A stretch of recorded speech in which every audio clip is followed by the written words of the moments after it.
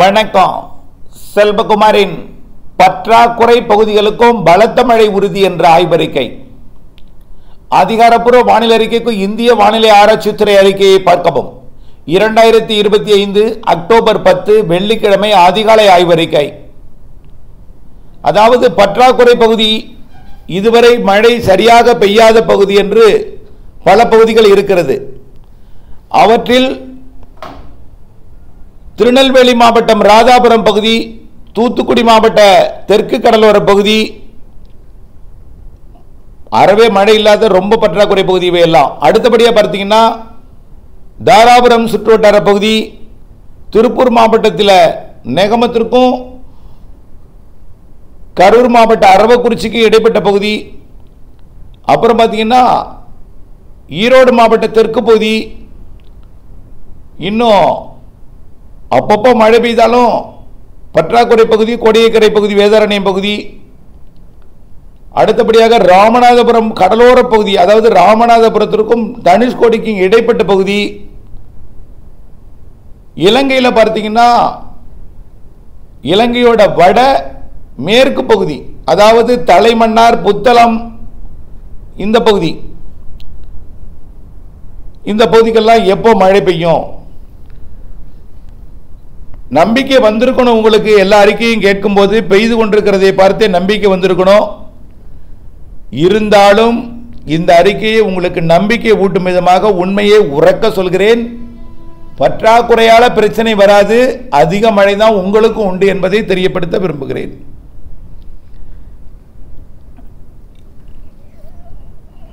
இலங்கையில் யாழ்ப்பாணம் உட்பட, யாழ்ப்பாணம் காங்கேசன்துறை உட்பட, அதிலிருந்து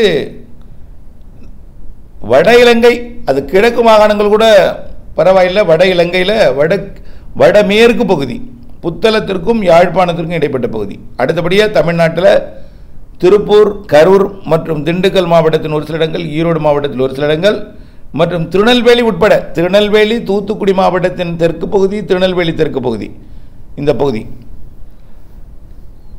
இன்றைக்கு அந்த திருப்பூர் மாவட்ட பகுதி பிரச்சனையை தீர்த்துவிடும். திருப்பூர் மற்றும் திண்டுக்கல் மாவட்ட பிரச்சனையை தீர்த்துடும்.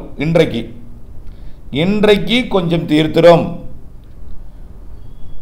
அதாவது மழை பெய்யாத இடங்களுக்கு இன்றைக்கு மாலை இரவில் பெய்திரும். இந்த தாராபுரம் சுற்றுவட்டார பகுதி, உடுமலைப்பேட்டை சுற்றுவட்டார பகுதி, திருப்பூர் மாவட்ட, திண்டுக்கல் மாவட்ட, கரூர் மாவட்ட, ஈரோடு மாவட்ட பகுதி இன்றைக்கு தீர்ந்துடும். சரி,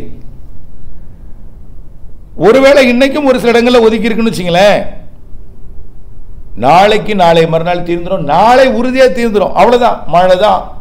குளிர்ந்து விட்டால் அப்புறம் கொட்டும் மழை தான். எல்லாம் செட் ஆயிரும் நல்லா.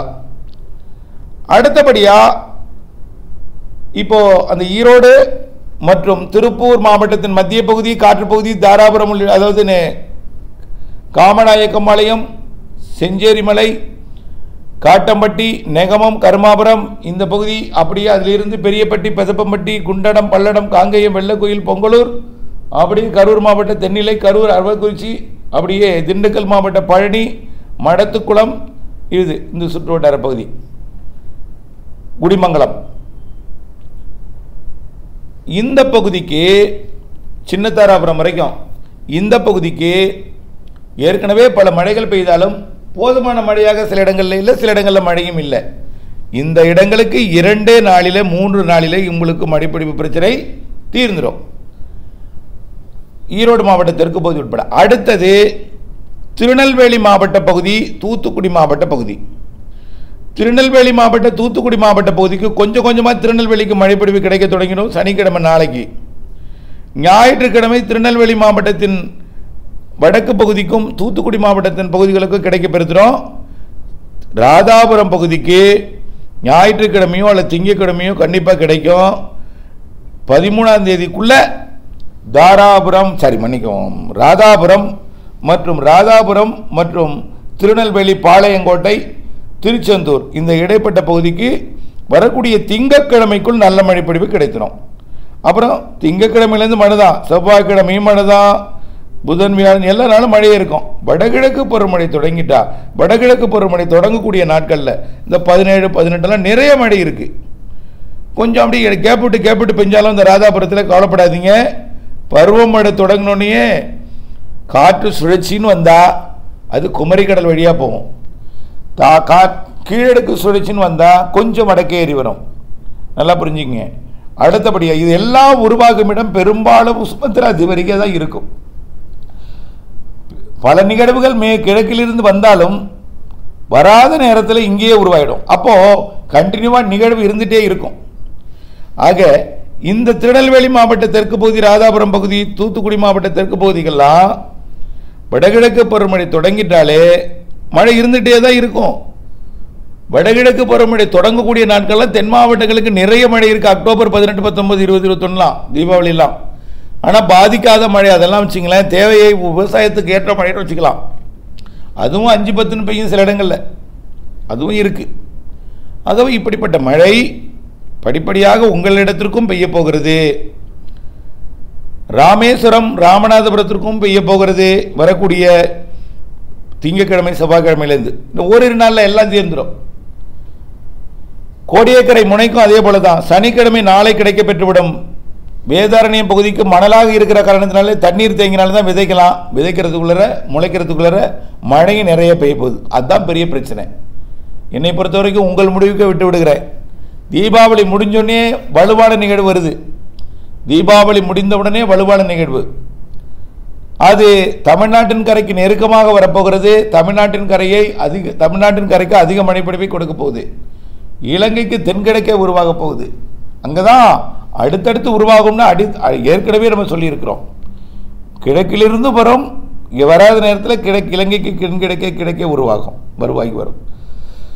ஆக இதுவரை விதைத்து வளர்ந்துருந்தா பிரச்சனை இல்லை. இனிமேல் விதைக்கணும் அப்படின்னா மழை நிறைய இருக்குது, அதான் நம்ம சொல்லலாம்.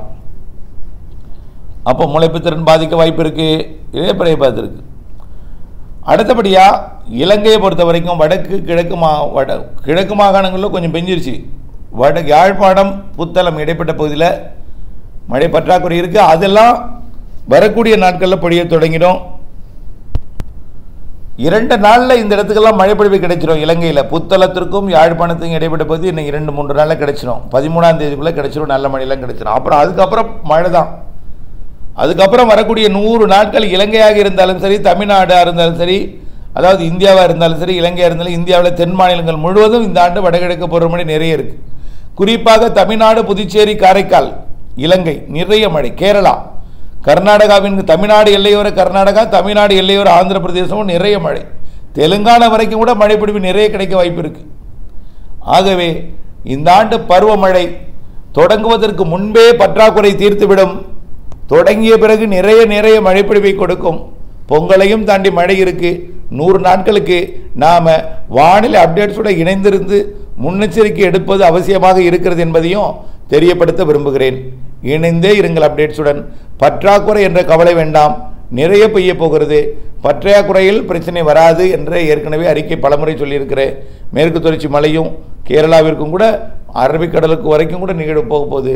நிகழ்வுகள் குமரிக்கடல் வழியாகவும் போகும், தமிழ்நாடு வழியாகவும் வளிமண்டலத்தில் போகும்.